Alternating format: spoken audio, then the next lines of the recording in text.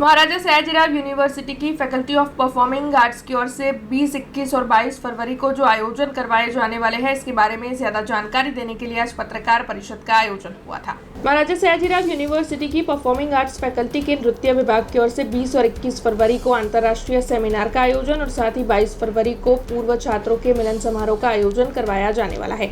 तब आपको बता दें कि 20 और 21 फरवरी को नृत्य विभाग की ओर से प्रदर्शन कला और दृश्य कला में प्राचीन और आधुनिक साहित्य और साथ ही उसकी प्रयोगशीलता इस विषय पर सेमिनार का आयोजन करवाया जाएगा। तब इस सेमिनार में देश विदेश के मशहूर विद्वान और कलाकार मौजूद रहेंगे।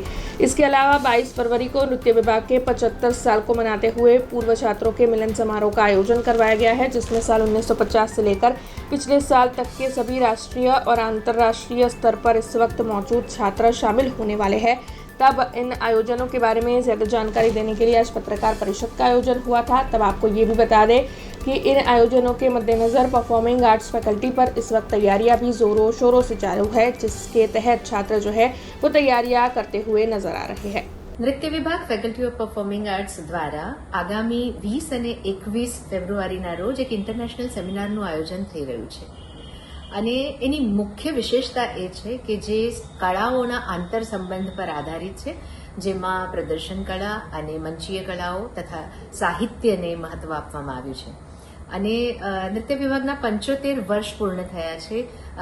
આ ઉલ્લેખનીય છે કે નૃત્ય વિભાગ આપણે ત્યાં મહારાજા સયાજીરાવ યુનિવર્સિટીમાં વહેલો સ્થપાયો હતો, એટલે કે સૌથી જૂનામાં જૂનો વિભાગ કહી શકાય, જેને 75 વર્ષ પૂર્ણ થયા છે।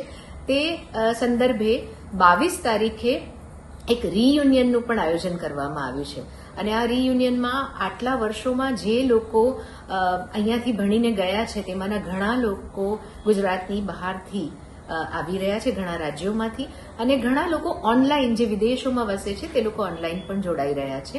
આનું આખું આયોજન અત્યારના વર્તમાન વિદ્યાર્થીઓ દ્વારા કરવામાં આવ્યું છે, જેમાં દેશ વિદેશના વિદ્યાર્થીઓ પણ છે અને ગુજરાતની બહારના પણ વિદ્યાર્થીઓ છે।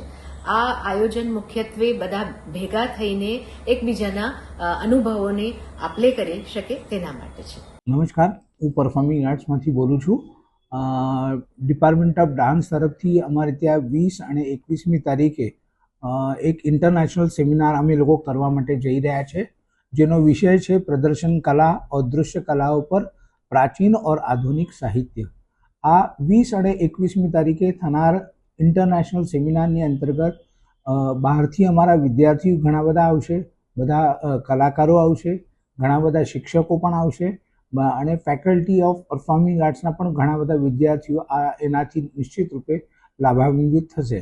તો આવા ઇન્ટરનેશનલ સેમિનાર આ એક અમારો એક એકેડેમિક ભાગ હોય છે અને દર વર્ષે ફેકલ્ટી આપણી પોતાની જગ્યાએ એ ઇન્ટરનેશનલ સેમિનાર કરતી હોય છે, પણ આ વખતે રોટેશન સિસ્ટમની અંતર્ગત department of dance A host કરી રહ્યું છે, એટલે કે ડિપાર્ટમેન્ટ ઓફ ડાન્સે એની શરૂઆત કરેલી છે। તો મારા તરફથી સૌથી પહેલાં તો ડાન્સ ડિપાર્ટમેન્ટના બધા શિક્ષકોને ખૂબ ખૂબ શુભકામના છે। હવે આ સેમિનારની અંતર્ગત અમારે ત્યાં જે ઇન્ટરનેશનલ સેમિનાર છે એમાં ઘણા બધા રિસોર્સ પર્સન એવા છે કે જે પોતે પદ્મશ્રી પણ છે। એમાંથી હું અમુક એક નામ લેવા માટે હું ઈચ્છું છું। એમાં સૌથી પહેલાં પદ્મશ્રી ડૉક્ટર પુરુદજીજ જે ડાન્સના છે પોતે ઓનર ચીફ ગેસ્ટ તરીકે આવશે। પદ્મશ્રી શ્રી શોભના નારાયણ જે કીનોટ સ્પીકર હશે। પછી પદ્મકુમાર એ પોતે થિયેટરના હશે। કનૈયાલાલ પટેલ, સંગીતા શંકર, કેશવ કુંટે, રાહુલ સુવર્ણકાર અને અમારા ભૂતપૂર્વ ડીન પ્રોફેસર મહેશ ચંપકલાલજી પણ આ સેમિનારની અંતર્ગત રિસોર્સ પર્સન તરીકે આવશે। हमसे जुड़े रहने के लिए हमारे YouTube चैनल को सब्सक्राइब करें और नई वीडियो की नोटिफिकेशन के लिए बेल आइकॉन को दबाएं।